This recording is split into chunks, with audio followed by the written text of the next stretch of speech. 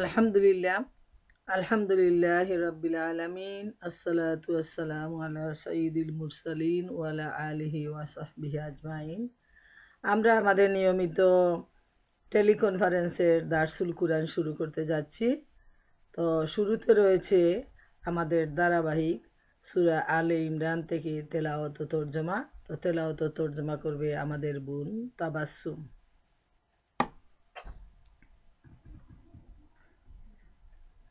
السلام عليكم ورحمة الله وبركاته. ওয়ালাইকুম আসসালাম ওয়া রাহমাতুল্লাহি ওয়া বারাকাতুহু। أعوذ بالله من الشيطان الرجيم.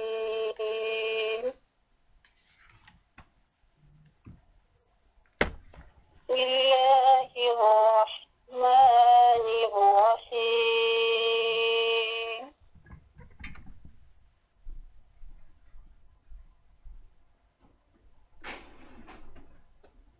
وَالْبَقَّ طَائِفَةٌ مِّنْ أَهْلِ الْكِتَابِ لَوْ يُضِلُّونَكُمْ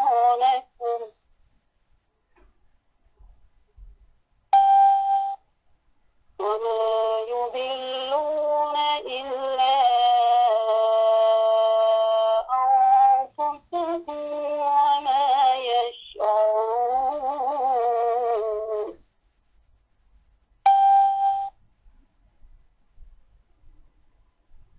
يا أهل الكتاب لم تكفرون بآيات الله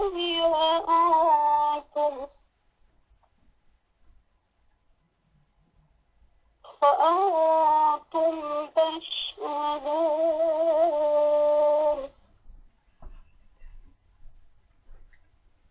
يا أهل الكتاب لم تلبسون الحق بالباطل وتكتمون الحق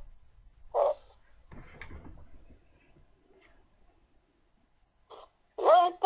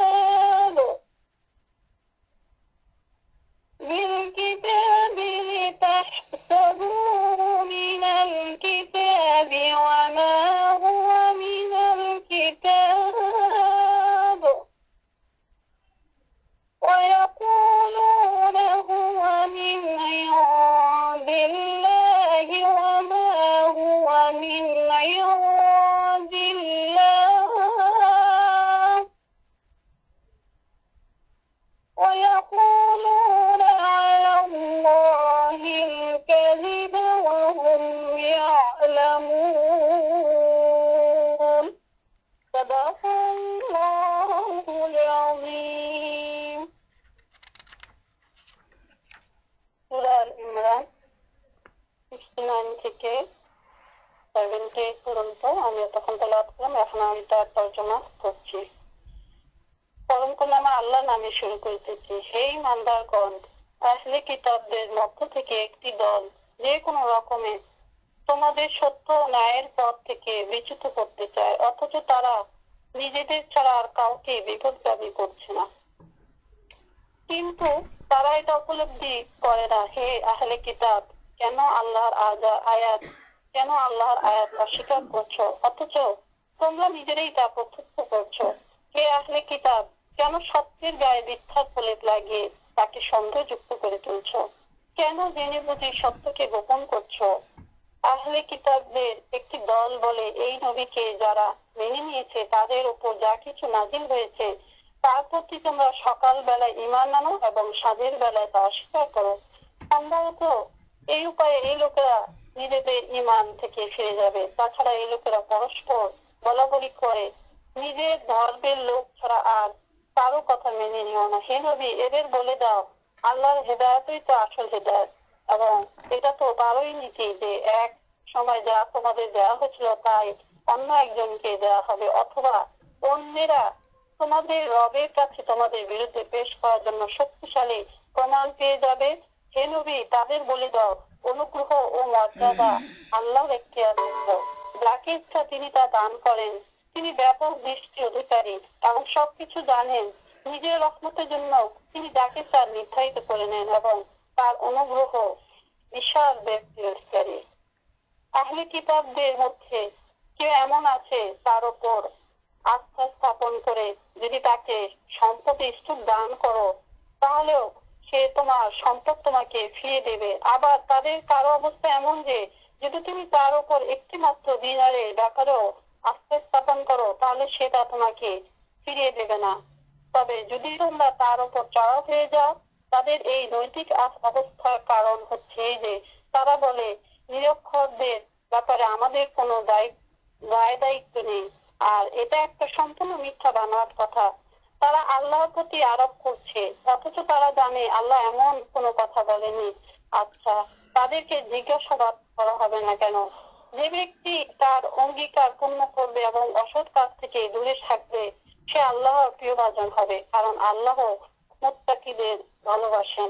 আর যারা আল্লাহর সাথে করা অঙ্গীকার ও নিজেদের শপথ সামান্য দামে বিকিয়ে দেয়, তাদের জন্য আখিরাতে কোনো অংশ নেই। কিয়ামতের দিন আল্লাহ তাদের সাথে কথা বলবেন না, তাদের দিকে তাকাবেন না এবং তাদেরকে পাক পবিত্র করবেন না, বরং তাদের জন্য রয়েছে কঠোর যন্ত্রদায়ক শাস্তি।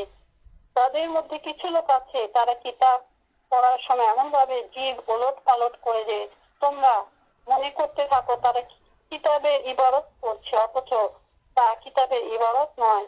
তারা বলে, যা কিছু আমরা পড়ছি তা আল্লাহর কাছে থেকে পাওয়া, অথচ তা আল্লাহর কাছ থেকে পাওয়া নয়। তারা জেনে বুঝে আল্লাহর উপর মিথ্যা আরোপ করে।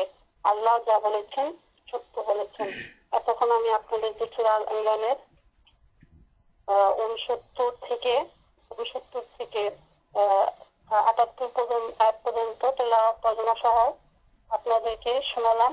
এখন আমাদের শ্রদ্ধেয় মালিকা আপা আমাদের সংক্ষিপ্ত দর্শ শোনাবেন ইনশাআল্লাহ। আসসালামু আলাইকুম। ওয়ালাইকুম আসসালাম রহমতুল্লাহ বারাকাতুহু। আলহামদুলিল্লাহ, আমরা অত্যন্ত সুন্দর সুললিত কণ্ঠে সূরা আলে ইমরানের 69 থেকে 78 পর্যন্ত তেলাওয়াত তর্জমা শুনলাম। এবার আল্লাহ রব্বুল আলামিন আমাকে যতটুকু তৌফিক দান করেন আমি এর উপর আলোচনা করার চেষ্টা করব। ওমা তৌফিকি ইল্লা বিল্লাহ, আলাইহি তাওয়াক্কালতু ওয়া ইলাইহি উনীব। আমরা আয়াতগুলো শুনেই বুঝতে পারছি যে মহান আল্লাহ রব্বুল আলামিন আহলে কিতাবদের চল চাতুরি, মিথ্যা বাহানা, ষড়যন্ত্র এগুলা নিয়ে এখানে আলোচনা করতেছেন, যে কিভাবে তারা ইমানদারদেরকে ইমান থেকে দূরে সরিয়ে দেওয়ার জন্য প্রাণপণ চেষ্টায় লিপ্ত ছিল। সেই সময়ের আহলে কিতাব থেকে নিয়ে আজকের দিনেও আমরা দেখি ইহুদি খ্রিস্টানদের মধ্যে একই অবস্থা চলে আসছে। এরা মুসলমানদের প্রতি খুবই হিংসাপরায়ণ। তো সূরা আলে ইমরানের 69-এ আল্লাহ তাআলা ইরশাদ করতেছেন যে আহলে কিতাবদের মধ্য থেকে একটি দল যে কোনো রকমে তোমাদের সত্য ও ন্যায়ের পথ থেকে বিচ্যুত করতে চায়, অথচ তারা নিজেদের ছাড়া আর কাউকেই বিপদগামী করছে না, কিন্তু তারা এটা উপলব্ধি করে না। তাদের যে চল চাতুরি, আল্লাহ রাব্বুল আলামিন এখানে ইহুদিদের ব্যাপারে বিশেষভাবে লক্ষ্য করে কথা বলছেন যে যারা ঈমান আনে, ঈমানদারদের ব্যাপারে ইহুদিদের চক্রান্ত সবসময়ই ছিল এবং এদের প্রতি তারা হিংসায় জ্বলে পুড়ে মরে যাচ্ছে। কিভাবে তাদেরকে পথভ্রষ্ট করা যায় সেই লক্ষ্যে তারা গোপন ষড়যন্ত্রের জাল বিস্তার করছে এবং নানাভাবে তারা ঈমানদারদেরকে প্রতারিত করছে। এটা যেমন নবী করিম সাল্লাল্লাহু আলাইহি ইসলামের পূর্ব থেকেই চলে আসছে এবং আমরা দেখি নবী করিম সাল্লাল্লাহু আলাইহি ইসলামের সময় যখন ঈমানদারদের ব্যাপারে এই ইহুদিদের ষড়যন্ত্র ছিল চরম পর্যায়ে, যেহেতু মদিনার আশেপাশে ছিল ইহুদি বস্তি, ইহুদি এলাকা। আর যখন নবী করিম সাল্লাল্লাহু আলাইহি ইসলাম এখানে দ্বীনের দাওয়াত দিতে শুরু করলেন এবং আলটিমেটলি মদিনাকে কেন্দ্র করে একটা ইসলামী রাষ্ট্র গড়েই উঠে গেল, এজন্য ইহুদিরা এত বেশি হিংসাপরায়ণ হয়ে গেল যে কিভাবে ইসলামকে ধ্বংস করা যায়, কিভাবে ঈমানদারদেরকে ঈমান থেকে, সত্য ন্যায়ের পথ থেকে বিচ্যুত করা সম্ভব হয়, কিভাবে নবী করিম সাল্লাল্লাহু আলাইহি ইসলামকে জীবনের তরে শেষ করে দেয়া যায়, এই ধরনের ষড়যন্ত্র নিয়ে তারা উঠে পড়ে লেগে থাকে। এখানে উল্লেখ করা প্রয়োজন যে বিভিন্ন ধরনের ষড়যন্ত্রের জাল বিস্তার করেও যখন দেখা গেল যে তারা কোনো অবস্থায় সফলতা অর্জন করতে পারতেছে না, তখন তারা একবার নবী করিম সাল্লাল্লাহু আলাইহি ইসলামকে দাওয়াত দিল এটা বিষয়ে মীমাংসা করার জন্য। তো আমরা জানি নবী করিম সাল্লাল্লাহু আলাইহি ইসলাম ছিলেন দুনিয়ার মধ্যে সবচেয়ে সত্যপরায়ণ, সহজ সরল, বিনয়ী, সত্যবাসী। এবং তিনি ভাবতেন যে যদি সমস্যার সমাধান হয়ে যায় তাহলে ওদের দাওয়াতটা রক্ষা করি, ওদের বাড়িতে গিয়েই দেখি যে ব্যাপারটা যদি স্বাভাবিক হয়ে যায়। এই সরলতার সুযোগ নিয়ে তিনি যখন তাদের এখানে গেলেন, তারপর তারা একটা বসার জায়গা দিল একটা বিল্ডিংয়ের পাশে এবং সেখানে তিনি ওয়ালের মধ্যে হেলান দিয়ে উন্মুক্ত জায়গায় তিনি বসলেন। পাশে ছিলেন হযরত আবু বকর, হযরত ওমর রাদিয়াল্লাহু তাআলা আনহু এবং অন্যান্য সাহাবায়ে কেরাম। এটা সহিহ হাদিসে আসছে। তো তাদের ষড়যন্ত্র ছিল যে যখন গুরুত্বপূর্ণ বিষয় নিয়ে আলাপ আলোচনা শুরু হবে, তখন এদিকে মহানবী সাল্লাল্লাহু আলাইহি ইসলাম এবং তার সঙ্গী সাথীরা এদিকেই তারা মনোনিবেশ করবে এবং অন্যদিকে তাদের কোনো ধরনের মনোযোগ বা খেয়াল থাকবে না। এবং এই সুযোগে তারা একজন লোককে তারা আগে থেকেই তৈরি করে রেখেছিল, যিনি ছাদের উপর উঠবেন এবং বিরাট একটা পাথর সেখানে ছিল। আর যখন কথার মনোযোগ চলতে থাকবে তখন সেই লোকটা উপরে উঠে সেই বিরাট পাথরটা ধাক্কা দিয়ে মহানবী সাল্লাল্লাহু আলাইহি ইসলামের উপর ফেলে দিবে এবং তিনি একেবারে পিষ্ট হয়ে যাবেন। যেহেতু দোতলার ছাদ থেকে বিরাট একটা পাথর একজন মানুষের উপর যখন পড়বে তখন স্বাভাবিকভাবেই সেই মানুষের কি অবস্থা হবে একটু চিন্তা করলেই আমরা বুঝতে পারি। তো এই ষড়যন্ত্র নিয়ে তারা মহানবী সাল্লাল্লাহু আলাইহি ইসলামকে তারা ইনভাইট করলো এবং একটা বৈঠকের ব্যবস্থা করলো। হঠাৎ আল্লাহ রাব্বুল আলামিন তিনি মহানবী সাল্লাল্লাহু আলাইহি ইসলামকে তাদের এই ষড়যন্ত্রের কথা জানাইয়া দিলেন এবং কোনো কথা না বলে আল্লাহ রসুল সাল্লাল্লাহু আলাইহি ইসলাম চুপে চুপে সেই জায়গা থেকে তিনি চলে গেলেন, স্থান পরিবর্তন করে বাড়ির দিকে রওনা হলেন। তো হজরত আবু বকর, হজরত ওমর রাদিয়াল্লাহু তাআলা আনহু এবং অন্যান্য সাহাবায়ে কেরাম সবাই তো একটু অস্বাভাবিক হয়ে গেলেন যে কি ব্যাপার, এত গুরুত্বপূর্ণ একটা আলোচনা আর কোনো কিছু না বলে হঠাৎ আল্লাহ রসুল চলে যাচ্ছেন, এটা তো রসুলের যে শুভা পায় না রসুলের জন্য, কি কারণ? উনারা দৌড়াই পিছন পিছন চলে আসলেন, এসে জিজ্ঞেস করলেন। তখন মহানবী সাল্লাল্লাহু আলাইহি ইসলাম বললেন যে আমার আল্লাহ আমাকে জানিয়ে দিয়েছেন ইহুদিদের ষড়যন্ত্রের ব্যাপারটা। তাদের মূল উদ্দেশ্য কোনো সমস্যার সমাধান নয়, তাদের উদ্দেশ্য হলো আমাকে হত্যা করা। এবং গিয়ে দেখো সেই ছাদের উপরে কত বিরাট পাথর রয়েছে এবং সেখানে একটা লোক উঠে ধাক্কা দিবে, এর আগেই আমার আল্লাহ আমাকে সতর্ক করে দিয়েছেন যেন আমি এখান থেকে চলে যাই। সুবহানাল্লাহ। আল্লাহ যদি কাউকে বাঁচাতে চান তাহলে দুনিয়ার মানুষ মিলেও তার কোনো ক্ষতি করতে পারবে না। আর আল্লাহ যদি কাউকে ক্ষতিগ্রস্ত করেন, জুলুম করেন, তাহলে সারা দুনিয়ার মানুষ মিলেও তাকে সেই জুলুম থেকে, ক্ষতি থেকে তাকে উদ্ধার করতে পারবে না। এটা হলো আল্লাহর শান। আল্লাহ যে মহান, আল্লাহ যে বিরাট, তিনি যে সমস্ত কিছুর মালিক, এতে কি আমরা তার প্রমাণ পাই।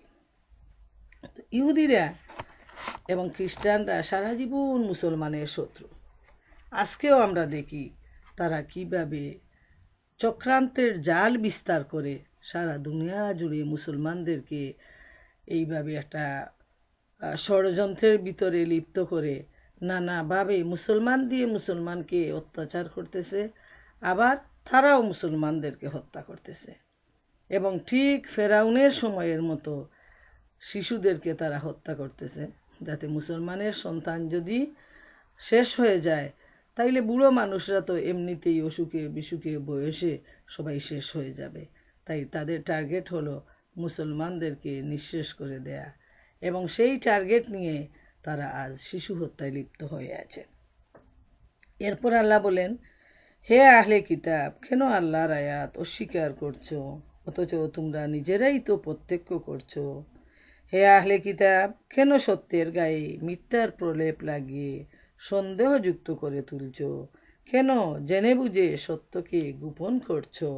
বারে বারে আল্লাহ রব্বুল আলামিন তাদেরকে এত সুন্দরভাবে, এত সুন্দর সম্বোধনের মাধ্যমে ডেকে ডেকে বলতেছেন যে তারা এই মহাগ্রন্থ কুরআন, এটা যে আল্লাহর কিতাব, এটা তৌরাতের মধ্যে রয়েছে, ইনজিলের মধ্যে রয়েছে যে আখেরি নবী মুহাম্মদুর রাসূলুল্লাহ সাল্লাল্লাহু আলাইহি ইসলাম এই পৃথিবীতে আগমন করবেন এবং আল্লাহ রব্বুল আলামিন শেষ কিতাব হিসাবে তাকে মহাগ্রন্থ আল কুরআন দান করবেন।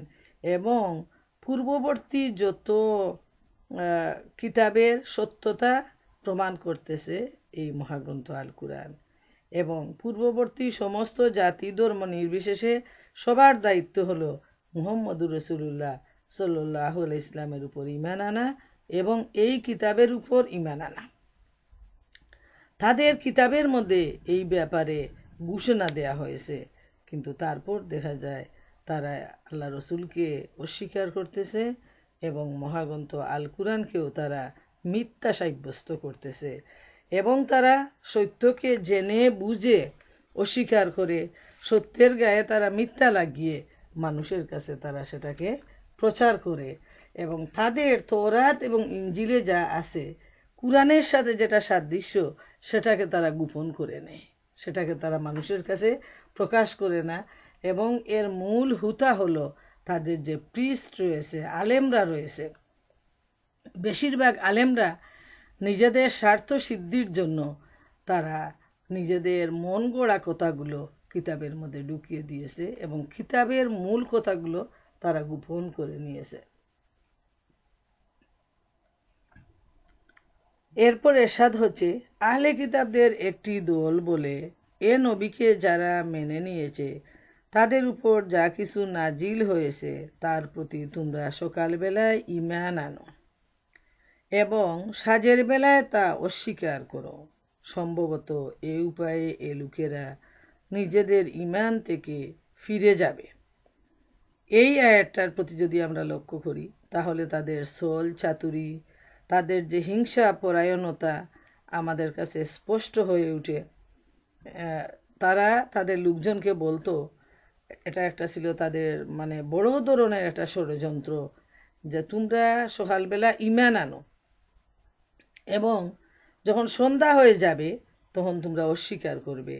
তাহলে তাদের যে ঈমানদার লোকেরা আছে তারা এই চিন্তা করবে যে আমাদের জ্ঞানের তুলনায় এই লোকদের জ্ঞান অনেক বেশি, আমরা মূর্খ, এরা হলো শিক্ষিত। তো ওই জ্ঞানী শিক্ষিত লোকেরা যদি ঈমান আনার পর ঈমান থেকে ঈমান ত্যাগ করে, তাহলে এর কারণ হলো এই ধর্মের মধ্যে কোনো ধরনের ভুল রয়েছে। তারা ভুল বুঝতে পেরে তারা ঈমান ত্যাগ করে ফিরে নিয়েছে। এটা ছিল তাদের বড় ধরনের একটা ষড়যন্ত্র, যে এই ষড়যন্ত্রে যদি তারা সফলতা অর্জন করে তাহলে এটার জাল তারা আরও চতুর্দিকে বিস্তার করে তারা লাভবান হয়ে যাবে, তারা সফলতা অর্জন করবে। এটা ছিল তাদের বড় ধরনের একটা পরিকল্পনা। কিন্তু আমরা দেখি যে তাদের এই পরিকল্পনায়ও তারা ব্যর্থ হয়ে যায়। যারা ঈমানদার, সেই সময়কার ঈমানদারদের অবস্থা যদি আমরা আমাদের চোখের সামনে তুলে ধরি, যদি মুসা আলাইহিস সালামের সময়ের ঘটনা আনি, যদি মুহাম্মদুর রাসূলুল্লাহ সাল্লাল্লাহু আলাইহি সাল্লামের সময়ের ঘটনাগুলো যদি আমরা চোখের সামনে তুলে ধরি, তাহলে আমরা দেখি যে তাদের ঈমান কত মজবুত ছিল। এত হাজারো ষড়যন্ত্রের জাল বিস্তার করে তারা ঈমান থেকে সামান্য পরিমাণও তাদের ঈমানের ভিতরে কোনো ধরনের দুর্বলতা ঢুকাই দিতে পারেনি।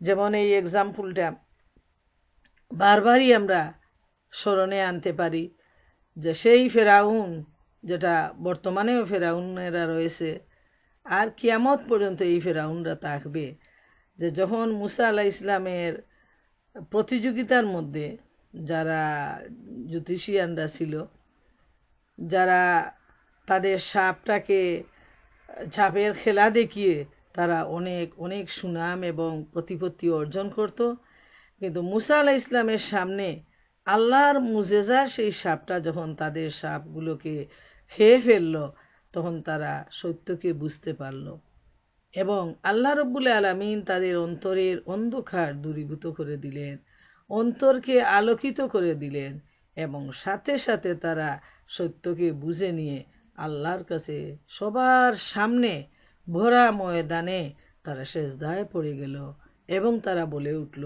রব্বানা আফরিগ আলাইনা সাবরা ওয়া তাওয়াফানা মুসলিমিন, হে আল্লাহ তুমি আমাদেরকে সবর দান করো এবং মুসলমান অবস্থায় মৃত্যু দান করো। সুবহান আল্লাহ। এখান থেকে আমাদের জন্য বিরাট শিক্ষা রয়েছে, যে তাদের সামনে ফেরাউন, হামান, কারুন এবং এদের মতো জালেম মানুষগুলো, যারা সাথে সাথে তাদেরকে পাকড়াও করে কঠিন অত্যাচারে অত্যাচারিত করে দুনিয়া থেকে বিদায় দিয়েছে, কিন্তু তাদের সমস্ত পরিকল্পনা, সমস্ত ষড়যন্ত্রের জাল ছিন্ন হয়ে গেল। তাদের ঈমানের কাছে ঈমান জয়ী হলো, কিন্তু তাদের ষড়যন্ত্র হেরে গেল। ঠিক এভাবে নবী করিম সাল্লাল্লাহু আলাইহি সাল্লামের সময়ও আমরা দেখতে পাই, তারা নানা ধরনের চিন্তা পরিকল্পনা নিয়ে বিভিন্ন ধরনের ষড়যন্ত্রের জাল বিস্তার করেছে, যাতে ঈমানদারদেরকে ঈমান থেকে তারা সরায় নিয়ে যেতে পারে, তাদের দলে নিতে পারে। সেই পরিকল্পনার একটা ছিল যে তোমরা সকালবেলা সবাই ওদের সাথে মিলিত হও, ওদের সাথে গিয়ে তোমরা ঈমান আনো এবং বলো যে তোমরা ওদের সাথী। আবার যখন সন্ধ্যা হবে বলো যে এর মধ্যে অনেক ত্রুটি রয়েছে, আমরা অনেক কিছু জেনেছি, এগুলো তো মিথ্যা, এগুলো বানোয়াট। এইভাবে যখন তোমরা ঈমান ত্যাগ করবে, তখন সাথে সাথে মুহাম্মদের উম্মতরাও তারাও ঈমান ত্যাগ করে আমাদের দলে চলে আসবে। কিন্তু আল্লাহ রাব্বুল আলামিনের ফয়সালা ভিন্ন রকম। আমরা কি দেখতে পাই, ইতিহাস কি সাক্ষী দেয় আমাদের সামনে, কোরআন হাদিস কি বলে আমাদের সামনে, যে সেই যে হজরত ওমর, হজরত আবু বকর, হজরত বেলাল, হজরত জায়েদ, হজরত খাব্বাব রাদিয়াল্লাহু তাআলা আনহু, যাদেরকে হজরত খাব্বাব রাদিয়াল্লাহু তাআলা আনহুর ঘটনাটা এমন ছিল যে ইসলাম গ্রহণের পর তার পিঠে মানে গরম বালির উপর শুয়ায়ে তাকে যখন অত্যাচার করা হতো, সেই শরীরের স্কিনগুলো, মাংসখণ্ডগুলো গরমে গলে গিয়ে গরম বালিতে একদম পিঠের মধ্যে ছিদ্র হয়ে গেছে। একবার হজরত আবু বকর রাদিয়াল্লাহু তাআলা আনহু ঘটনা প্রসঙ্গে বললেন যে খাব্বাব, তোমার সেই জাহেলিয়াতের যুগে তারা তোমাকে যেভাবে অত্যাচার করেছে, তো একটু দেখাও তো আমাকে, আমি দেখতে চাই সেই অত্যাচারের সামান্য চিহ্ন। যখন তিনি গায়ের জামাটা তুলে ধরলেন, ওমর রাদিয়াল্লাহু তাআলা আনহু অস্থির হয়ে গেলেন। তার সেই পিঠের অবস্থা দেখে যে মাংসপেশি নেই, সেখানে খাদ হয়ে আছে, ছিদ্র হয়ে আছে, সেই তাদের জালেমদের, কাফেরদের অত্যাচারে নিষ্পেষিত হয়ে মাংসখণ্ড গলে গেছে। কিন্তু সুবাহান আল্লাহ, আল্লাহর প্রিয় বান্দা ইমানদাররা ইমানের বলিয়ানে এতটুকু মজবুত ছিলেন, সত্যের ব্যাপারে তারা একনিষ্ঠ সত্যবাদী ছিলেন যে এত অত্যাচারের পরও তারা ইমান ত্যাগ তো দূরের কথা, ইমানের ব্যাপারে বিন্দুমাত্র সংশয় এবং দুর্বলতাও তাদেরকে হামলা করেনি। মানুষ শয়তান, জিন শয়তান কিছুই তাদেরকে ইমানের ব্যাপারে কোনো ধরনের দুর্বলতা প্রকাশ করতে পারেনি। এই হলো ইমান, আর এটাই হলো আল্লাহর প্রিয় বান্দার পরিচয়, এটাই হলো দিনদারির পরিচয়, এটাই হলো জান্নাতি বান্দার আসল চরিত্র। জীবনে অনেক কিছুর মোকাবিলা করার পরও যারা ইমান ত্যাগ তো দূরের কথা, ইমানের ব্যাপারে সামান্য দুর্বলতাও তাদের অন্তরে আসেনি, কোনো ধরনের কোনো প্রশ্নও তাদের অন্তরে আসেনি। এরপর আল্লাহ ইরশাদ করেন, তাছাড়া এই লোকেরা পরস্পর বলাবলি করে নিজের ধর্মের লোক ছাড়া আর কারো কথা মেনে নিও না। হে নবী, এদের বলে দাও, আল্লাহর হেদায়েত তো আসল হেদায়েত, এবং এটা তো তারই নীতি যে একসময় যা তোমাদের দেয়া হয়েছিল তাই অন্য একজনকে দেয়া হবে, অথবা অন্যেরা তোমাদের রবের কাছে তোমাদের বিরুদ্ধে পেশ করার জন্য শক্তিশালী প্রমাণ পেয়ে যাবে। হে নবী, তাদের বলে দাও, অনুগ্রহ মর্যাদা আল্লাহর ইখতিয়ারভুক্ত, যাকে ইচ্ছা তিনি তা দান করেন, তিনি ব্যাপক দৃষ্টির অধিকারী এবং সব কিছু জানেন। নিজের রহমতের জন্য তিনি যাকে চান নির্ধারিত করে নেন এবং তার অনুগ্রহ বিশাল ব্যাপ্তির অধিকারী। এখানে আল্লাহ তাআলা ইরশাদ করছেন যে যখন এই লোকেরা পরস্পর আলোচনা করে যে নিজের ধর্মের লোক ছাড়া আর কারো কথা মেনে নিও না, মানে তাদের যে এই চাতুরিটা এবং হিংসা পরায়ণতা কতটুকু মাথা ছাড়া দিয়ে উঠেছিল যে তারা শুধু তাদের নিজেদের ধর্মের মধ্যে তাদের লেনদেন, তাদের বিশ্বস্ততা এটুকু তাদের ছিল। এমনকি অনেকেই হয়তো জানেন না, ইহুদিরা তাদের নিজেদের মধ্যে কোনো ধরনের ইন্টারেস্টের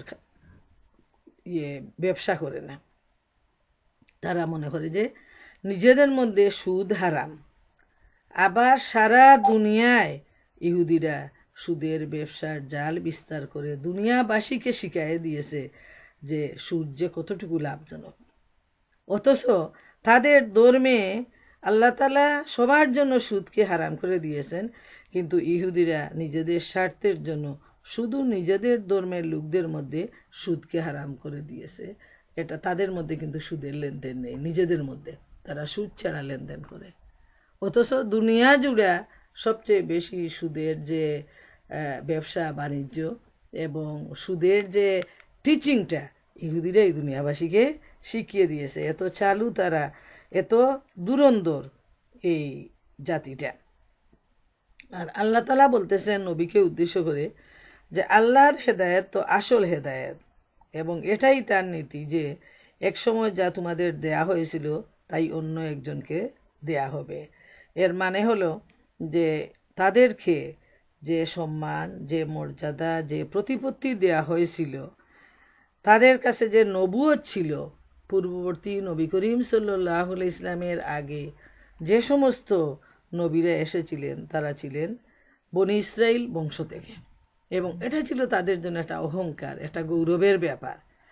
কিন্তু যখন আল্লাহ রব্বুল আলামিন কুরাইশদের মধ্য থেকে মহানবী সাল্লাল্লাহু আলাইহি ইসলামকে বাছাই করে নিলেন, নবুয়তের জন্য তিনি নির্ধারিত করে নিলেন, এ নিয়ে তাদের মাথা ব্যথা শুরু হয়ে গেল যে উনি তো আমাদের জাতির না, উনি তো বনি ইসরাইলের না, অতএব উনাকে আমরা মানতে পারি না। এবং শুধু একটি মাত্র কারণেই তারা মহানবী সাল্লাল্লাহু আলাইহি ইসলামকে অস্বীকার করলো, মহাগ্রন্থ আল কুরআনকে অস্বীকার করলো, এবং এই সত্য অস্বীকার করার জন্য তারা ধিকৃত, লাঞ্ছিত হয়ে রইল। যেমন সূরা ফাতিহার শেষের দিকে যে আয়াতগুলো, যে অভিশাপ দেয়া হয়েছে যে জাতিগুলোকে, সেটা হলো ইহুদি জাতি এবং খ্রিস্টান জাতি। এবং সারা জীবন মুসলমানরা নামাজের মধ্যে, 5 ওয়াক্ত নামাজের মধ্যে সূরা ফাতিহা পড়াটা প্রতিটা রাকাতে ওয়াজিব করে দেয়া হয়েছে, এবং প্রতিবারই সারা দুনিয়া জুড়ে কোথাও না কোথাও নামাজ চলতেছে, ব্যক্তিগতভাবে, জামাতে, অথবা কেউ কুরআন তেলাওয়াত করতেছে। সবাই কিন্তু এই ইহুদি আর খ্রিস্টানদেরকে আল্লাহর শিখানো ভাষায় অভিশাপ দিচ্ছে, এবং তারা হলো অভিশপ্ত জাতি। এবং আখেরাতে, আদালতে তারা যখন আল্লাহর সামনে দাঁড়াবে, তখন অভিশপ্ত জাতি হিসাবে তারা আল্লাহর সামনে দাঁড়াবে, এবং কি পরিমাণ কঠিন শাস্তির উপযুক্ত হবে সেটা কেউ ভাষা দিয়ে বুঝাতে পারবে না।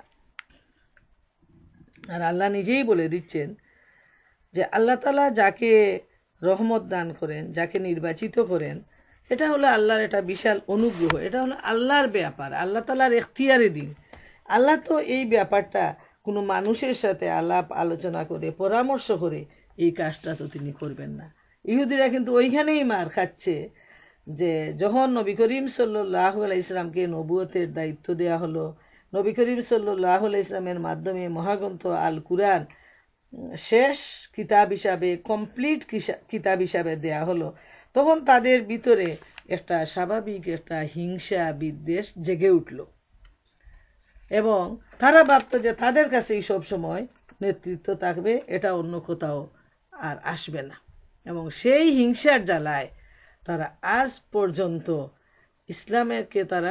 ইসলামে বিদ্বেষী হয়ে তারা থাকলো, এবং নবী করিম সাল্লাল্লাহু আলাইহি ইসলামের অস্বীকারী হয়ে তারা দীক্ষিত, লাঞ্ছিত জাতি হিসাবে তারা এই দুনিয়ায় জীবনযাপন করতেছে, এবং এই দুনিয়া থেকে তারা বিদায় নেবে।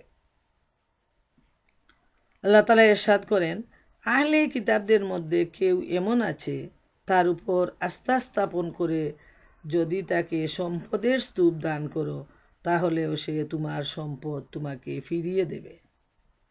আবার তাদের কারো অবস্থা এমন যে যদি তুমি তার উপর একটি মাত্র দিনারের ব্যাপারেও আস্থা স্থাপন করো, তাহলে সে তা তোমাকে ফিরিয়ে দেবে না।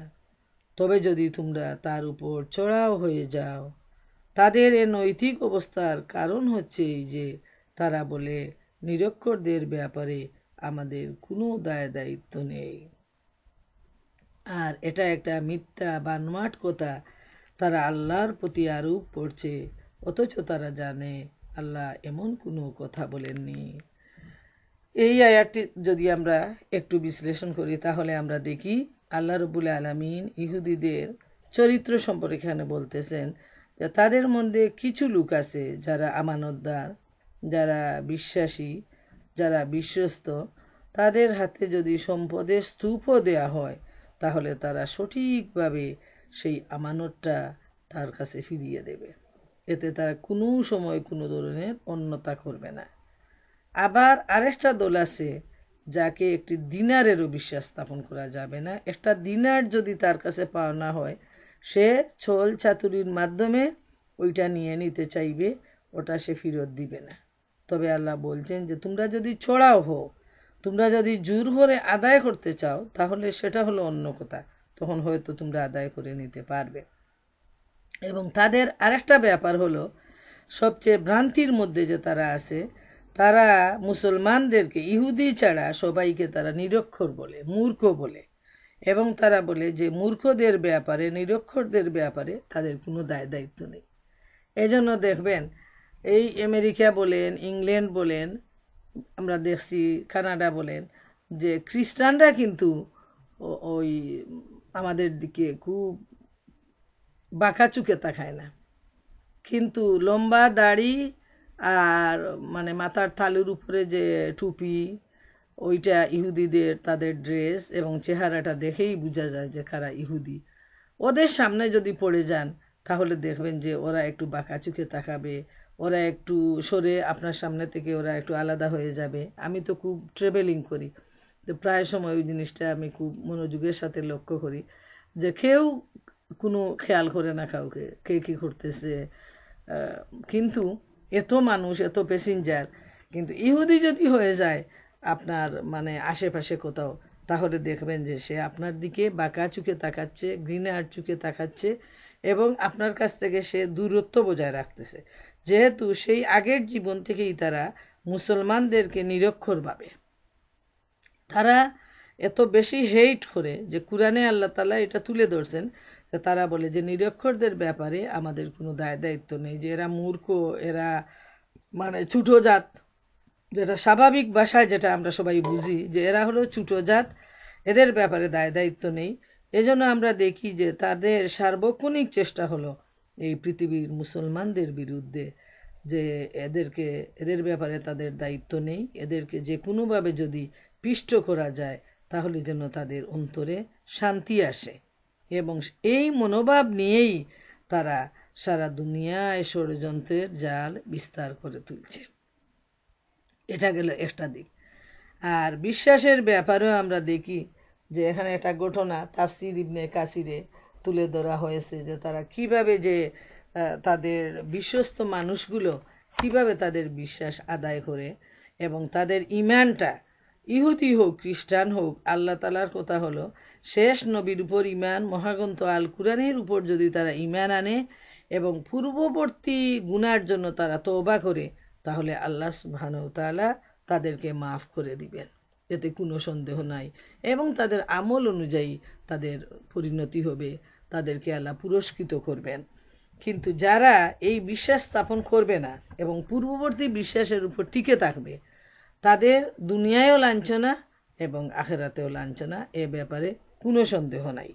তো এখানে যে ঘটনাটা আসছে যে একজন লোক, সে একবার তার মানে আরেকজনের কাছে টাকা লোন চাইল, বনি ইসরায়েলের একজন লোক, তো 1000 স্বর্ণ মুদ্রা। তো ওই লোকটি বলতেছে যে তুমি সাক্ষী নিয়ে আসো। তখন সে বারবার বলতেছে, যেহেতু তার সামনেই কোনো সাক্ষী নেই, বলতেছে যে আমার আল্লাহই আমার জন্য, আমার সাক্ষীর জন্য যথেষ্ট, আমার আল্লাহই আমার সাক্ষীর জন্য যথেষ্ট, জামানত হিসাবে আমার আল্লাহকে আমি আপনার সামনে রেখে দিচ্ছি। তখন সেই লোকটিও বিশ্বাস করে এই লোকটাকে 1000 স্বর্ণ মুদ্রা দিয়ে দিল এবং একটা নির্দিষ্ট তারিখ হলো যে এই তারিখে সে তাকে ওই টাকাটা বা ওই স্বর্ণ মুদ্রাটা ফেরত দেবে।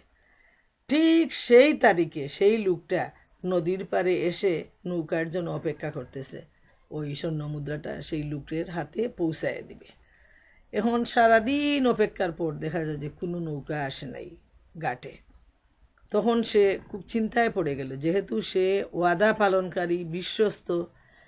তখন সে আল্লাহ তাআলার কাছে সাহায্য চাইল যে আল্লাহ, আমি তো তোমাকে জামিন রেখে, তোমাকে উপর সাক্ষী স্থাপন করে এই লোকটার কাছে আমি দাঁড় নিয়েছি এবং আজকে আমি ফেরত দেব। তখন সে একটা কাঠের টুকরা উঠায় এর ভিতরে ছিদ্র করে ওই স্বর্ণ মুদ্রাটা খুব সুন্দরভাবে ঢুকাই দিল এবং একটা চিঠি লিখে দিল যে আমি নৌকার অভাবে নিজে আসতে পারিনি, তো তোমার পাওনাটা আমি দিয়ে দিলাম তোমার হাতে, আল্লাহ তাআলা যেন তোমার কাছে সেটা পৌঁছায় দেন। এই বলে আল্লাহর নাম নিয়ে নদীতে সে ওইটা ভাসায় দিল, যেমন এপার থেকে ওপারে যাবে। আল্লাহর কি মেহেরবানি, সেই লোকটা নদীর পাড়ে এসে নৌকার অপেক্ষা করতেছে যে এই লোকটা আসবে এবং তার টাকাটা তাকে ফেরত দিবে। তো সে সারাদিন অপেক্ষা করে যখন দেখলো যে কেউ তো আসে নাই, তখন সে বাড়িতে শূন্য হাতে ফিরে যাবে। তার কি মনে হলো, একটা কাঠ তার সামনে এসে ভেসে উঠছে। তখন সে ওই কাঠটাকে হাতে নিল, যে খালি হাতে ফিরে যাব, ওইটা নিয়ে যাই, বাড়িতে গিয়ে ওইটাকে আমার রান্নার কাজে লাগাবো, ওইটাকে কেটে আমি শুকিয়ে রান্নার কাজে লাগাবো। তখন সে বাড়িতে নিয়ে গেছে এবং নিয়ে ওইটাকে যখন কাটতেছে তখন একটা জন জন শব্দ দিয়ে কিছু স্বর্ণমুদ্রা বের হয়ে আসলো এবং এর পাশেই একটা চিঠি। তো সুবহান আল্লাহ, ওই কাগজটাও ভিজে নাই, স্বর্ণমুদ্রাও পড়ে নাই। যে আল্লাহর উপর এতটুকু ভরসা, এতটুকু বিশ্বাস স্থাপন করে এমনভাবে আল্লাহকে সাক্ষী নিয়ে সেই কাঠখণ্ডটা বাসায় দিছে যে আল্লাহ সুবহানাহু ওয়া তাআলা তার মালিকের কাছে সেটা নিয়ে আসছে এবং মালিক যখন কাঠটাকে চিরতে গেছে তখন ওইগুলা সব বেরিয়ে আসছে। তখন সেই চিঠিটা খুলে দেখে যে ওই লোকটা আল্লাহর উপর ভরসা করে আল্লাহর নামে তার পাওনাটা ফেরত দিয়ে দিয়েছে। সে তো পেয়ে গেছে। একটু পর দেখা যায় ওই লোকটা একটা নৌকা পেয়ে সে আবার টাকাটা নিয়ে সেই স্বর্ণ মুদ্রাগুলা নিয়ে ওই বাড়িতে আসছে। তার মনে মনে যে যদি না আসে ওই লোকটা কি ওই কাঠের টুকরাটা উঠাবে, সে সময় মতো নিয়ে আসবে, এটা তো একটা মানে ভীষণ একটা স্টোরির মতো, এটা অলৌকিক ব্যাপার। তো সে মানে খুব হন্তদন্ত হয়ে চলে আসছে এবং এসে ওই লোকটাকে বলতেছে, ভাই আমাকে তুমি মাফ করে দাও, আমার তো দেরি হয়ে গেল, আমি নৌকার অভাবে সময় মতো তোমার কাছে পৌঁছাতে পারিনি, ভাই আমাকে মাফ করো আর তোমার এই পাওনাটা তুমি নিয়ে যাও। সেই লোকটা তো দিব্যি অবাক হয়ে গেছে যে তুমি তো আমার পাওনা দিয়ে দিয়েছো, আমি তো অলরেডি পেয়েই গেছি, তাইলে আবার তুমি আমাকে দিচ্ছ কেন আর এত মাফ চাচ্ছ কেন? তখন সেই লোকটি অবাক হয়ে গেছে যে আমার আল্লাহ কি তোমার কাছে সেই জিনিসটা পাঠিয়ে দিয়েছেন। তখন সে ঘটনাটা বলল যে এইভাবে কাঠখণ্ড পেয়ে আমি বাড়িতে নিয়ে এসে যখন চিরলাম তখন দেখি এর ভিতরে স্বর্ণ মুদ্রা আর তোমার চিঠি। তখন সে আল্লাহ তাআলা শুকরিয়া আদায় করলো। এটাই হলো আল্লাহর উপর বিশ্বাস এবং আল্লাহর উপর ভরসার দৃষ্টান্ত। ফালিয়াতাওয়াক্কালিল মুমিনুন, আল্লাহ বলেন যে মুমিনদের উচিত আল্লাহ রব্বুল আলমিনের উপর ভরসা করা। এটাই হলো ভরসা। এখান থেকে দুইটা শিক্ষা নেওয়া যায়। একটা হলো এইভাবে যদি আমরা আল্লাহর উপর ভরসা করি তাইলে তিনি আমাদেরকে এর রেজাল্ট দিবেন। আর আরেকটা হলো যে ওয়াদা এইভাবেই পালন করতে হয়। ওয়াদার ব্যাপারে কোনো প্রশ্ন নেই। যদি মনে হয় যে সময় মতো আমি দিতে পারবো কি না পারবো, তাইলে ওই শর্তটাও সেখানে যোগ করতে হয় যে আমাকে মাফ করে দিও যদি আমি সময় মতো দিতে না পারি, যদি আমার সময়ের কোনো হেরফের হয়, কিন্তু আমি আমার প্রচেষ্টা চালিয়ে যাব। আল্লাহ তাআলা বলছেন, আচ্ছা তাদেরকে জিজ্ঞাসাবাদ করা হবে না কেন? যে ব্যক্তি তার অঙ্গীকার পূর্ণ করবে এবং অসৎ কাজ থেকে দূরে থাকবে সে আল্লাহর প্রিয়ভাজন হবে, কারণ আল্লাহ মুত্তাকিদের ভালোবাসেন। আল্লাহ তাআলা আবার পরিষ্কারভাবে বলে দিচ্ছেন যে অঙ্গীকার পূর্ণ করবে আর মানে অসৎ কাজ থেকে দূরে থাকবে সেই তো আল্লাহর প্রিয় বান্দা। এবং যারা আল্লাহর প্রিয় বান্দা হয় আল্লাহ রব্বুল আলামিন অবশ্যই তিনি তাদেরকে ভালোবাসেন। শেষ দুইটা আয়াতে আল্লাহ তাআলা ইরশাদ করেন, আর যারা আল্লাহর সাথে করা অঙ্গীকার ও নিজেদের শপথ সামান্য দামে বিকিয়ে দেয় তাদের জন্য আখেরাতে কোনো অংশ নেই। কিয়ামতের দিন আল্লাহ তাদের সাথে কথা বলবেন না, তাদের দিকে তাকাবেন না এবং তাদেরকে পাক পবিত্র করবেন না, বরং তাদের জন্য রয়েছে কঠোর যন্ত্রণাদায়ক শাস্তি। সাংঘাতিক কঠিন নির্দেশ। এখানে খুব মনোযোগ দিয়ে লক্ষ্য করা প্রয়োজন যে যারা আল্লাহর সাথে দেয়া অঙ্গীকার পূর্ণ করে না এবং নিজেদের শপথ সামান্য দামে বিকিয়ে দেয়, আখেরাতে তাদের কোনো অংশ নেই। এই ব্যাপারটা হলো অঙ্গীকার পালন করা, ওয়াদা পালন করা এবং শপথ পালন করা। কোনো ব্যাপারে যদি আমরা শপথ নেই তাইলে সেটা পালন করতে হবে। আমরা যদি কোনো ওয়াদা করি, আমরা যদি কোনো আমানত নেই কারো, তাহলে সেটা সঠিকভাবে পালন করাটা হলো ইমানদারের লক্ষণ, মুত্তাকির লক্ষণ। এবং এ প্রসঙ্গে হাদিস শরীফে আসছে যে মুনাফিকের 4টা লক্ষণ, এর মধ্যে একটা হলো সে ওয়াদা করলে পূরণ করে না এবং আমানত দিলে সে সেটা সঠিকভাবে ফেরত দেয় না, আমানতের খেয়ানত করে। এই 4টার মধ্যে 2টা হলো যে আমানতের খেয়ানত করে, অঙ্গীকার ভঙ্গ করে আর শপথ আদায় করে না। তাইলে এটা হলো মুনাফিকির লক্ষণ, এবং আল্লাহ তাআলা মুনাফিকদেরকে কখনো ভালোবাসেন না।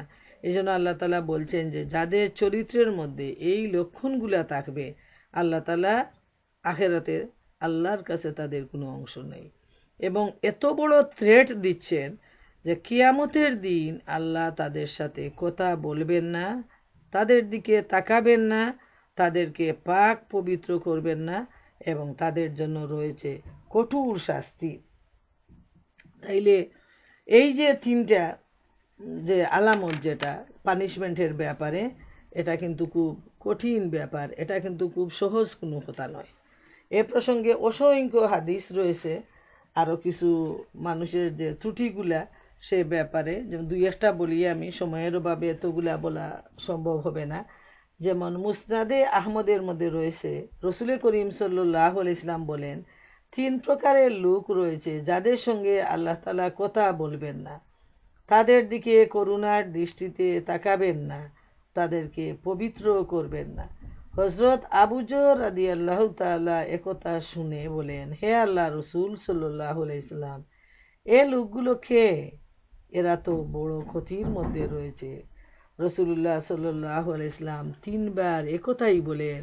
অতঃপর তিনি উত্তর দেন, যে ব্যক্তি পায়ের গিঁটের নিচে কাপড় ঝুলিয়ে দেয়, 1, 2 মিথ্যা শপথ করে যে নিজের পণ্য বিক্রি করে, 3 অনুগ্রহ করার পরে যে তা প্রকাশ করে। তাইলে এখানে 3 ধরনের আসছে। একটা হলো অহংকার বশত যারা পায়ের নিচে কাপড় ঝুলিয়ে ঝুলিয়ে পড়ে, ওটা বিশেষ করে পুরুষের ব্যাপারে বলা হয়েছে।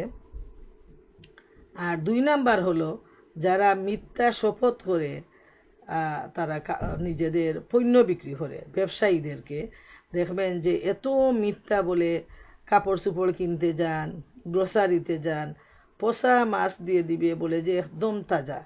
এইভাবে কাপড়ের দাম কিনতে গেলে বলবে আমি তো কিনছি $100 দিয়ে, এখন আপনাকে আমি ঠিক আছে $100 দিয়ে দিলাম। আপনি একটু চিন্তা করে দেখেন তো, তার স্টোরের খরচ, তার নিজের বেতন, এমপ্লয়ির বেতন, এত কিছুর পর যে জিনিসটা সে $100 দিয়ে কিনে আনলো, ওইটা আপনাকে কোন মহব্বতে $100 দিয়ে দিবে? কিসের মহব্বত? তাইলে তো তার ব্যবসা ফেল হয়ে যাবে। কিন্তু বেশিরভাগ দোকানদাররা এভাবেই বলে, আমি যে দামে কিনছি সেই দামেই আপনাকে বিক্রি করতেছি। এই যে শপথটা, এটা খুবই অন্যায়। এগুলা নিয়ে বেশিভাবে সমাজে ডিসকাশন করা প্রয়োজন, যে এটা এই ধরনের যারা শপথ করে, আল্লাহ রাব্বুল আলামিন পরিষ্কার জানিয়ে দিচ্ছেন যে আল্লাহ তাআলা তাদের প্রতি এত অ্যাংরি হবেন যে কিয়ামতের দিন তাদের সাথে কথাও বলবেন না, তাকাবেন না, এবং তাদেরকে পবিত্রও করবেন না। এর চাইতে বড় শাস্তি, বড় নির্যাতন আর ধ্বংস আর কি হতে পারে? আর 3 নম্বর হলো অনুগ্রহ করার পরে তা প্রকাশ করে। ওইটাও কিন্তু সমাজে অধিকাংশ মানুষ বুঝে করে, অনেকে না বুঝে করে। যেমন আছে যে কাউকে কিছু দান করলো, তারপর কুটা দিয়ে দিল যে আমি এত দিলাম, সে তো কোনোদিন কৃতজ্ঞতাই স্বীকার করলো না। কাউকে হেল্প করলো, কাউকে সেবা যত্ন করলো, কাউকে দেখতে গেল, হ্যাঁ, তখন বলবে যে ওই লোকটাকে আমি কত দেখতে গেলাম, কত সাহায্য করলাম, অসুখে বিসুখে রান্না বান্না করে নিয়ে গেলাম, কিন্তু সে তো কোনোদিন আমার বাড়িতে কিছু দিলও না, আসলো না, আমাকে তো জিজ্ঞেসও করে না। প্রিয় বোনেরা আমার, মনে রাখা প্রয়োজন, আমরা যা করি এবং যা করব সব আল্লাহ সুবহানাহু তাআলার সন্তুষ্টির জন্য করব। আমি ওই মানুষটাকে খুশি করার জন্য করব না, বরং আল্লাহর জন্য যদি আমি কাজ করি তাহলে ওই লোকটা, ওই আল্লাহর বান্দাটা খুশি হয়ে যাবে, খুশি হতে বাধ্য। এবং সে যদি খুশি নাও হয়, আমার কিছু আসে যায় না। আমি চাই আমার যিনি মালিক, আমার যিনি প্রতিপালক, আমার যিনি সৃষ্টিকর্তা, যিনি আমাকে নিয়মিত মহব্বত করেন, পানাহার করান, সেই মহান মাবুদের সন্তুষ্টি হলো আমার একমাত্র উদ্দেশ্য। অতএব আমরা যেন কোনো অবস্থায় আমরা মিথ্যা শপথ না করি, মিথ্যা কথা না বলি, এবং আমানতের খেয়ানত না করি, ওয়াদার যেন আমরা খেলাফ না করি।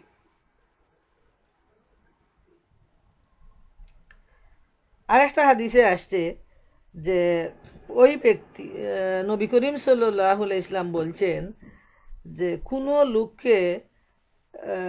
কোন লোককে তিনি বন্ধুরূপে গ্রহণ করেন। প্রথম হলো মানে কাদেরকে করেন আর কাদেরকে করেন না, দুই দিকই আসছে। যাদেরকে বন্ধুরূপে গ্রহণ করেন তাদের বৈশিষ্ট্য হলো, এক, ওই ব্যক্তি যে আল্লাহ তাআলা শত্রুদের প্রতিদ্বন্দ্বিতায় বীরত্বের সাথে যুদ্ধক্ষেত্রে দাঁড়িয়ে যায়, অতঃপর হয় সে বক্ষ বিদীর্ণ করে দেয়, না হয় বিজয়ী হয়ে ফিরে আসে। দ্বিতীয়, ওই ব্যক্তি যে কোনো যাত্রীদলের সাথে সফররত রয়েছে, বহু রাত পর্যন্ত যাত্রীদল চলতে থাকে, যখন ক্লান্ত হয়ে পড়ে তখন এক জায়গায় অবতরণ করে। সবাই তো ঘুমিয়ে পড়ে, কিন্তু ওই লোকটি জেগে নামাজে মশগুল হয়ে পড়ে, অতঃপর যাত্রার সময় সকলকে জাগিয়ে দেয়।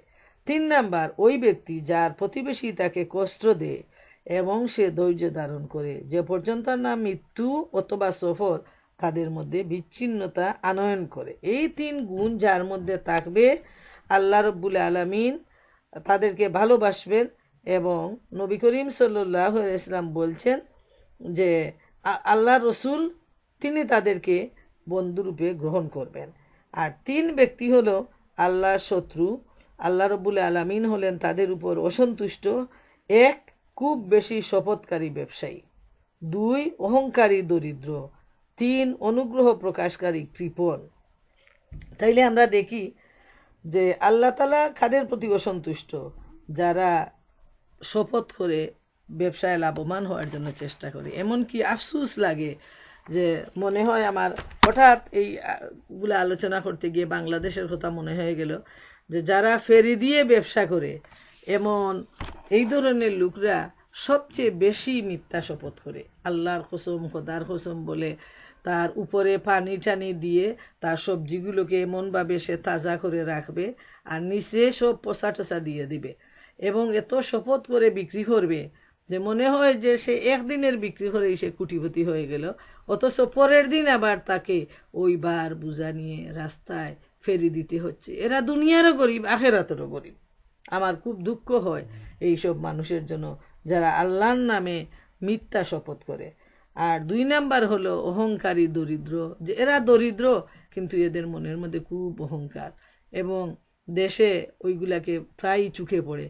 সারাক্ষণ আপনার কাছে চাইবে আমাকে এটা দেন, সেটা দেন, সাহায্য। আবার বলবে আমি কারো কাছে কোনোদিন হাত পাতি না, আমি কাউকে লিল্লা চাই না কারো কাছে। যদি ভালো লাগে একজনের দিবে, না হয় দিবে না, কিন্তু আমি লিল্লা খাইও না, চাইও না। অথচ সারাক্ষণ ওই লিল্লার উপর, অন্যের দানের উপর জীবনই চলতেছে, কিন্তু মুখে সে ওই কথাই বলবে। আর যারা অনুগ্রহ প্রকাশকারী কৃপণ, যে এরা এত কৃপণ যে মানুষকে দানও করবে না, সামান্য যদি দেয় তাহলে সে খুব অনুগ্রহ দেখাবে যে আমি এইভাবে দিছি, এইভাবে মানুষকে দেই।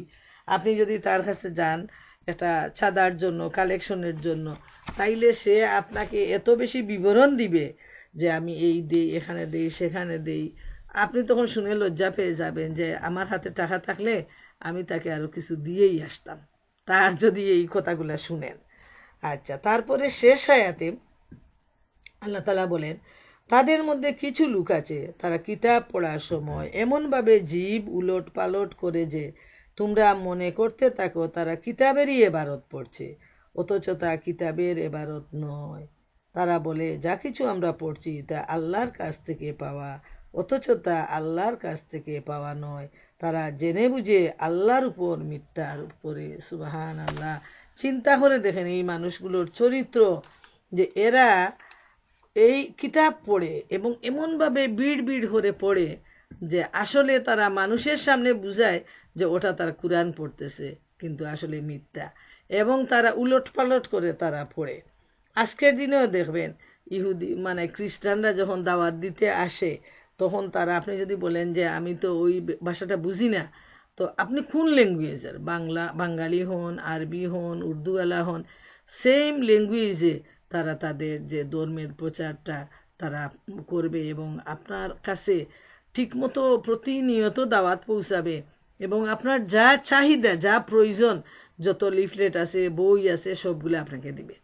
তো আপনি যদি তাকে কিছু আর্গুমেন্ট করতে যান যে তোমাদের তো তাওরাতে ওইটা বলা হয় নাই, ইঞ্জিলে বলা হয় নাই, আমাদের কোরআনে এভাবে বলা হয়েছে, তারা কোরআন একটাও সাথে নিয়ে আসবে এবং ধরবে, বলবে তাদের যে বাইবেলটা কোরআনের আয়াত দেয়া, বলবে এই দেখেন আপনাদের সাথে আমাদের মিল আছে, আপনারা আমাদের সাথে আসেন, ওইটা গ্রহণ করেন। এইভাবে তারা দেখেন তাদের ধর্মটাকে কতটুকু আনায়ে বিনায়ে মিথ্যা বলে মানুষকে আজ পর্যন্ত তারা ধোঁকা দিতে চায়। কিন্তু আরেকটা ব্যাপার লক্ষ্য করবেন, ওরা আরেকটা কাজ করে যে ওরা নিজের বক্তব্যটা পরিষ্কারভাবে মানুষের কাছে তুলে ধরতে চায়। আবার যখন কেউ বলতে যাবে তার নিজের বক্তব্য, মনে করেন আমাদের ঘরে আসলে তো আমার স্বামী চায়, ছেলেরা হঠাৎ বলে, না হয় ওরা ওদের তো সময়ও নাই, ওরা পায়ও না, আর বলে যে ওদের কাছে বলে লাভও হবে না। ওরা যেহেতু ওরা পেশাদারি, ওরা কোনো সময় সত্যকে গ্রহণ করার মতো ওদের মন মানসিকতা নেই, ওদের সাথে সময় নষ্ট করে লাভও নেই। তো আমরা যদি কোনো সময় বলি, দেখা যায় যে ওরা ওই আগের মতোই কানে তুলো দিয়ে রাখে, ওইগুলো মুঠেই শুনতে চায় না। এবং তার নিজের কথাটা সে এত সুন্দরভাবে পেশ করবে যে এইখানে দেখেন আপনারাও বিশ্বাস করেন, আমরাও করি, এই জায়গাটা দেখেন আমরাও বিশ্বাস করি, আপনি এটা ভালোভাবে পড়ে দেখেন। এইভাবে তারা এত সুন্দরভাবে বলার চেষ্টা করে মানুষকে ধর্মান্তরিত করার জন্য তারা প্রচেষ্টা চালিয়ে যাচ্ছে। কিন্তু আমি জানি যে তারা সফল হচ্ছে না, বরং তারা বিফলই হচ্ছে। কতজন মুসলমানকে তারা নিয়ে যাচ্ছে, এটা তো একটা বাহানা এবং সময়ে কাটানো। কিন্তু আমরা দেখি যে দিন দিন তাদের থেকে ইসলাম ধর্ম গ্রহণ করে মুসলমানের সংখ্যাই বৃদ্ধি পাচ্ছে। সমস্ত ইউরোপে অনেক অনেক মুসলমান হচ্ছে প্রতিদিন, প্রতিনিয়ত।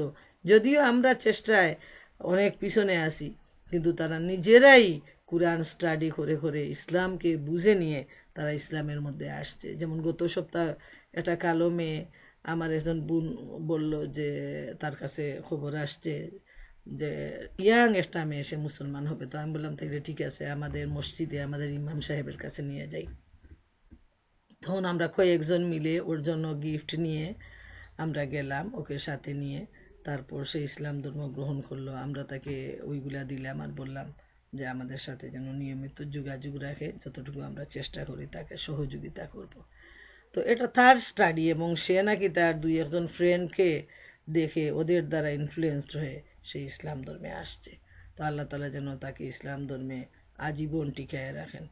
তো প্রিয় বোনেরা আমার, আমরা এতক্ষণ যে আলোচনা করলাম, ইহুদিদের অবস্থা আমাদের কাছে পরিষ্কার, এবং তাদের যে হিংসাপরায়ণতা, তাদের ষড়যন্ত্র, এগুলা যেন আমরা ভালোভাবে মনে রাখি। আমাদের সন্তানদেরকে যেন তাদের চরিত্রটা তুলে ধরি। যেহেতু আমাদের সন্তানরা ওয়েস্টার্ন সমাজে বড় হচ্ছে, তো তাদেরকে এ ব্যাপারে ভালো ভালো পরিষ্কার কোরআন থেকে আইডিয়া দেওয়া দরকার। তো আল্লাহ তালা আমাদেরকে এই তৌফিক দান করুন এবং এ থেকে শিক্ষা নেওয়ার তৌফিক দিন।